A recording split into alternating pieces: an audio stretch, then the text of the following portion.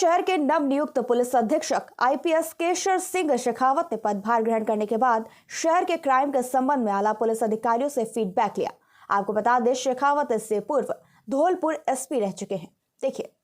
Police अधीक्षक ने कहा कि कोटा में उनकी पहली प्राथमिकता आम जन को इंसाफ दिलाना होगी। पुलिस का अहम दायित्व लोगों की जानमाल की सुरक्षा करना है। क्राइम कंट्रोलिंग के लिए किसी भी थाने में, किसी भी चौकी पर या किसी भी कार्यालय पर कोई परिवादी आता है तो सबसे पहले उसकी बात संवेदनशीलता के साथ सुनी जाए। मामला अगर संज्ञेय अपराध से संबंधित है तो उस पर तत्काल कार्रवाई की जाए। अगर वो संज्ञेय अपराध की श्रेणी में नहीं आता तो उस पर निरोधात्मक कार्रवाई की जाए। शहर में नशे की वस्तुएं बिकने के एक सवाल पर एसपी ने कहा कि ऐसी जानकारी नहीं है, लेकिन इसका पता करवाएंगे।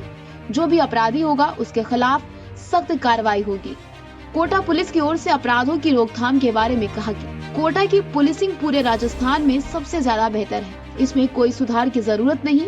अगर इसमें कोई सुधार की जरूरत है तो उसके भी प्रयास किए जाएंगे। शहर के थानों में नफरी की समस्या पर कहा, इस समस्या का निदान तत्काल प्रभाव से नहीं किया जा सकता। पुलिस की भर्ती प्रक्रिया है, उसे पूरा होने में कम से कम 1.5 से 2 साल का समय लगता है। भर्ती होने के बाद भी कई ट्रेनिंग होती है। ऐसे में पुलिस के पास जितना भी मैन पावर है उसका बेहतर से बेहतर प्रयोग करना है।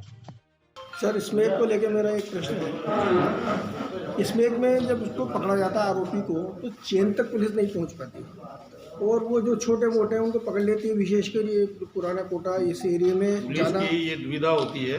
हाँ, कि जो स्मैक का आदी है उसको जब तक स्मैक मिले नहीं तब तक वो छटपटाता रहता है। पुलिस पकड़ तो लेती है, लेकिन पुलिस की जो व्यवहारिक समस्या है वो उसको ज़्यादा इंट्रोगेट करने के नाम पर रोक नहीं सकती, क्योंकि उसको स्मैक कहाँ से पिलाए। इसलिए पुलिस ये कोशिश करती है कि जिस व्यक्ति को गिरफ्तार किया गया है उसकी जो भी लीगल फॉर्मेलिटीज़ हैं पूरी करके उसको जुडिशियल कस्टडी में भेज दें, ताकि उसको एक ड्रगिस्ट होने के कारण उसको जो डिमांड है स्मैक की वो पूरी करने की स्थिति उनकी होती नहीं है। इसलिए वो टेल एंड तक जहाँ तक जाना चाहिए वो पहुँचने में एक व्यवस्था रहती है पुलिस की। सर, स्मैक तस्करों को तो पकड़ा जा सकता है।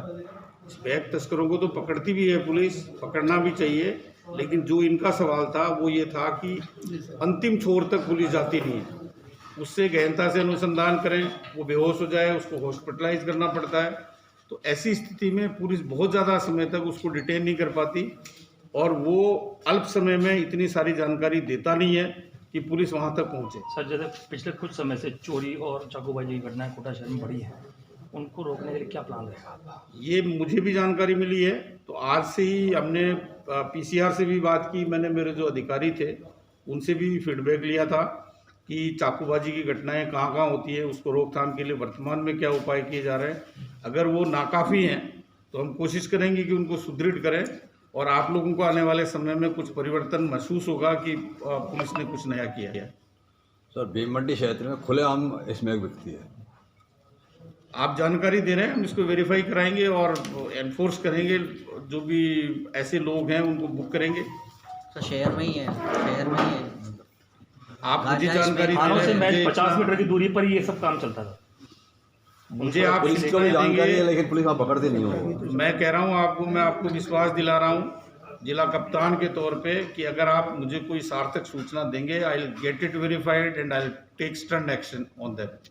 न्याय व्यवस्था में तो मैं सुधार नहीं कर सकता, लेकिन हमारे यहाँ पे कोई परिवादी आएगा तो हम उसकी संवेदनशीलता के साथ सुनवाई करेंगे और उसके प्रकरण का त्वरित निस्तारण करेंगे। सर, एक चीज़ देखी गई है, जगह जगह पे है ना ट्रैफिक पुलिस चालान बनाती रहती है, कई बार एक्सीडेंट का कारण भी बन जाती है। तो पुलिस का कभी दृष्टिकोण नहीं रहता कि नाकाबंदी या चेकिंग के कारण कोई एक्सीडेंट हो। एक्सीडेंट करने वाले की जिम्मेदारी है कि वो देखे सामने क्या हो रहा है, वो जागरूक होकर के अपना वाहन चलाए। आगे कोई चेकिंग हो रही है तो रुके वहाँ पे, और पुलिसकर्मी अगर उसको इशारा दे रहा है रुकने का तो उसको ओबे करे। कई थाने इलाके में सर अपराधी हो रहे हैं, जैसे कि इसमें सट्टा जुआ बहुत सारे हो रहे हैं, तो पुलिस को भी पता है सर उनको, लेकिन वो ऐसा नहीं हो पाता है। नहीं, ऐसा मैं मान नहीं सकता हूँ कि किसी पुलिसकर्मी को ये जानकारी हो और वो कार्रवाई करे। और मेरी बात सुनिए, आप मेरी बात सुनिए। अगर ऐसा है तो इस सिस्टम में भी कुछ लोग ऐसे हैं जिनके खिलाफ हम कार्रवाई करेंगे, लेकिन उसका सत्यापन करें। सर, मोस्ट वांटेड और भगोड़े आरोपी के लिए धरपकड़ के लिए समय समय पर अभियान चलते हैं। उसमें भी कार्रवाई होती है। और ये तो पुलिस का रूटीन वर्क है कि कोई भी वांटेड क्रिमिनल है उस पर पुलिस जानकारी मिलते ही कार्रवाई करती है। पुलिस साइबर सेल को मजबूत करने के लिए किस प्रकार के प्रयास करेंगे? मैंने बताया ना आपको अभी, साइबर अपराधों की रोकथाम के लिए सबसे बड़ा कारगर उपाय है अवेयरनेस। लोगों में जानकारी का अभाव है जिसके कारण वो इस तरह के हादसों का शिकार होते हैं। सीधे तौर पर आपको कुछ अपराधी भी सुन रहे, क्या संदेश देना चाहेंगे, क्या चेतावनी देना चाहेंगे? पुलिस का ध्येय वाक्य है आमजन में विश्वास और अपराधियों में भय। हमारे सामने कोई भी अपराधी आएगा, वो कितना बड़ा ही क्यों न हो, वो जेल की सलाखों के पीछे होगा। और हमारे सामने कोई पीड़ित व्यक्ति आएगा तो हम उसकी परिवेदना को दूर करने के लिए जो भी अपेक्षित कार्रवाई है उसको करने में कोई कसर नहीं छोड़ेंगे।